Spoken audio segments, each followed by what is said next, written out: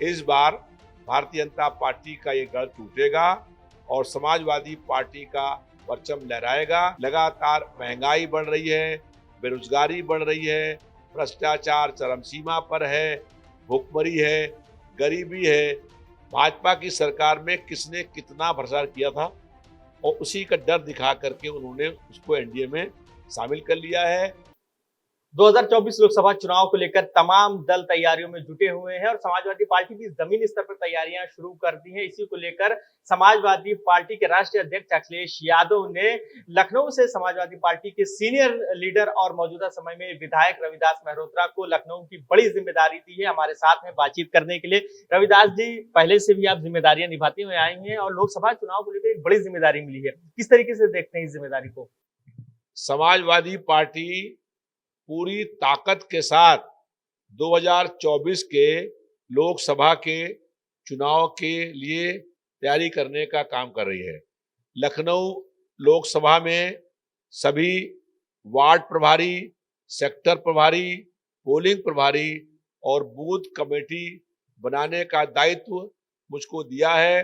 मैं पूरी ईमानदारी से, निष्ठा से, लगन से पूरे लखनऊ शहर में ये कमेटियां बनाने का काम करूंगा और पार्टी ने मुझे कभी भी जो दायित्व दिया है उसको मैंने पूरी ताकत के साथ निभाने का काम किया है। हमारा लक्ष्य है उत्तर प्रदेश में 80 हराओ, भाजपा हटाओ। हम लोगों ने संकल्प किया है कि इस बार 2024 में इंडिया की सरकार बनेगी, भाजपा सरकार को हटाना है। 2024 में इंकलाब होगा, सत्ता में परिवर्तन और बदलाव होगा और हमारी कोशिश है कि सपा के राष्ट्रीय अध्यक्ष माननीय अखिलेश यादव जी देश के अगले नए प्रधानमंत्री हों। रविदास जी, एक बड़ा सवाल यह है कि लखनऊ की अगर बात करें तो भारतीय जनता पार्टी का यहाँ लंबे समय से कब्जा है। मौजूदा समय में राजनाथ सिंह जो रक्षा मंत्री हैं वो सांसद हैं, इससे पहले अटल जी रहे, तो ये सीट काफी ज्यादा चैलेंजिंग मानी जाती है। क्या कुछ विशेष तैयारियां रहेंगी?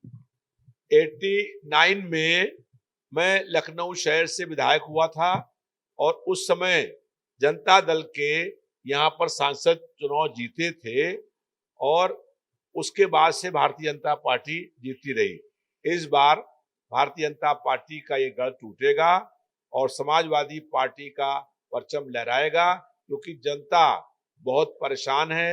लगातार महंगाई बढ़ रही है, बेरोजगारी बढ़ रही है, भ्रष्टाचार चरम सीमा पर है, भुखमरी है, गरीबी है, विकास के काम ठप हैं और भारतीय जनता पार्टी की सरकार दमन, जुल्म, अन्याय, अत्याचार से जनता की आवाज दबाना चाहती है और इसी जुल्म अन्याय के खिलाफ हम लोग संघर्ष करने का काम कर रहे हैं। आज कोई बहन और बेटी सुरक्षित नहीं है, बहन और बेटियों के साथ दुराचार हो रहा है और भारतीय जनता पार्टी की सरकार में लगातार अपराध बढ़े हैं। हमने कई बार ये मांग करी है कि उत्तर प्रदेश के जो टॉप 20 अपराधी हैं उनके नाम की सूची भाजपा की सरकार जारी करे और अगर ये सूची जारी हो जाए तो इसमें 19 लोग भारतीय जनता पार्टी के नेता हैं। तो आज प्रदेश में लगातार अपराध बढ़ रहा है, इसलिए जनता बदलाव करेगी और हम लोगों ने इसकी शुरुआत करने का काम कर दिया है। हम जनता के मुद्दों और समस्याओं को लेकर सड़क से विधानसभा के अंदर तक और लोकसभा तक संघर्ष करने का काम करेंगे। रविदास जी, विपक्ष ने अपने गठबंधन का नाम इंडिया दिया। प्रधानमंत्री ने कल अपने भाषण में तंज करते हुए कहा कि ईस्ट इंडिया भी थी जिसने इस देश को लूटा। उन्होंने कहा इंडियन मुजाहिदीन में भी इंडिया है, तो इसी तरीके से ये गठबंधन भी इंडिया है। 26 विपक्षी पार्टियों का जो महागठबंधन बना है उसका नाम इंडिया है और पूरा इंडिया इंडिया को जिताएगा और हमारी लड़ाई एनडीए से है, जिसका फुल फॉर्म है नक्सली दंगाई अलायंस। तो आज लड़ाई इंडिया वर्सेस नक्सली दंगाई अलायंस से है और इस बार इंडिया जीतेगी और नक्सली दंगाई जो अलायंस है वो हारेगा। एक सवाल ये है कि राजभर जी एनडीए में शामिल हो गए हैं, उन्हें तो अब जो है बड़ा लाव लश्कर भी मिला है और वो कह रहे हैं कि उनकी सारी बातें मानी जा रही, मगर इस बीच वो सपा पे बड़ा हमला कर रहे हैं। कह रहे हैं अखिलेश जी को एक भी सीट नहीं मिलेगी, लोग विधानसभा में जितनी सीटें जीती हैं सब हमारी वजह से जीत मिली है और इस बार पता चलेगा कि वो कितने पानी में है। ओम प्रकाश राजभर जो हैं वो भाजपा की सरकार में मंत्री थे और जब उनको लगा कि सपा की सरकार बनने जा रही है 2022 में, वो भाजपा को छोड़ करके समाजवादी पार्टी में आ गए थे। तब उन्होंने कहा था कि योगी आदित्यनाथ को वहां ले जाएंगे जहां उनको भीख मांगने की भी जगह नहीं मिलेगी।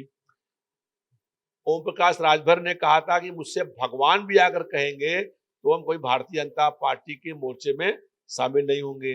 अब भगवान से ऊपर कौन हो गया इसने उनसे कह दिया करके। तो भारतीय जनता पार्टी के जो ईडी, इनकम टैक्स और सीबीआई से अलायंस है, उस अलायंस में ने इतना डर पैदा कर दिया है कि जो भ्रष्ट नेता हैं, जो अपराधी हैं, वो एनडीए के साथ जाने के लिए मजबूर हो गए हैं।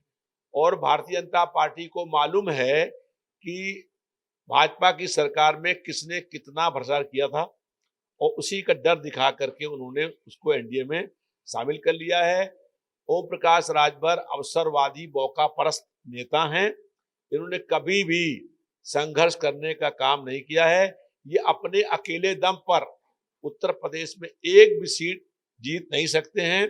समाजवादी पार्टी के दम पर वो 6 सीटें जीत करके आ गए थे और उनके क्षेत्र, उनके पार्टी में एक विधायक ऐसा है जिसके लिए भारतीय जनता पार्टी ने कहा था कि वो अपराधी है और उसके मकानों को लखनऊ में गिरा दिया था, वो जेल में है।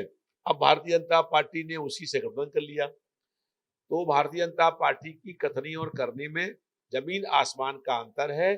चुनाव से पहले ईडी, सीबीआई। रविदास जी एक मिनट यहाँ पे रोकेंगे कि जिस विधायक की आप बात कर रहे हैं उस विधायक को वो तो आपके पाले में फेंक रहे हैं, वो कह रहे हैं कि नहीं वो तो उनका नेता है और वो जो है अखिलेश जी ने जबरदस्ती थी हमारे सिंबल पर उनको लड़वा दिया। अब देखिए, एक तरफ वो तो ये कहते हैं कि वो जीते, वो हमारे कारण जीते हैं, और एक तरफ वो कह रहे हैं कि जो हमारे विधायक हैं वो भी अखिलेश जी लड़ा दिए हैं। तो ये समझ लीजिए कितने झूठे लोग हैं। उनकी पार्टी के वो विधायक हैं और उनके सिंबल से जीते थे। उसके बाद दूसरी बात ये है, गठबंधन हुआ था। गठबंधन में हम लोगों ने भी उनको उनकी पार्टी को शामिल सपोर्ट किया था। तो आज जो है उसके बाद भारतीय जनता पार्टी की सरकार ने उनके मकानों को गिरा दिया और वो जेल के अंदर बंद हैं।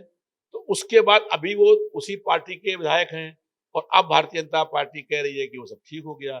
इसका मतलब ये है कि जो पहले भारतीय जनता पार्टी कार्रवाई करी थी वो गलत थी, वो झूठी थी।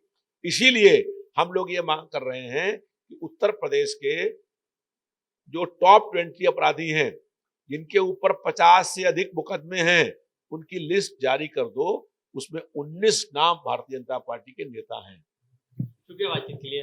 तो ये थे हमारे साथ रविदास मेहरोत्रा, जिनको एक बड़ी जिम्मेदारी मिली है। साफ तौर पे उन्होंने कहा कि लखनऊ में इस बार बीजेपी के जीत के रथ पे इस बार ये ब्रेक लगाएंगे। अब देखने वाली बात ये काफी अहम है कि किस तरीके से ये ब्रेक पे जो है लगाते हैं जीत, बीजेपी के जीत पर, और भारतीय जनता पार्टी को उत्तर प्रदेश में कितनी सीटों पर समेटते हैं।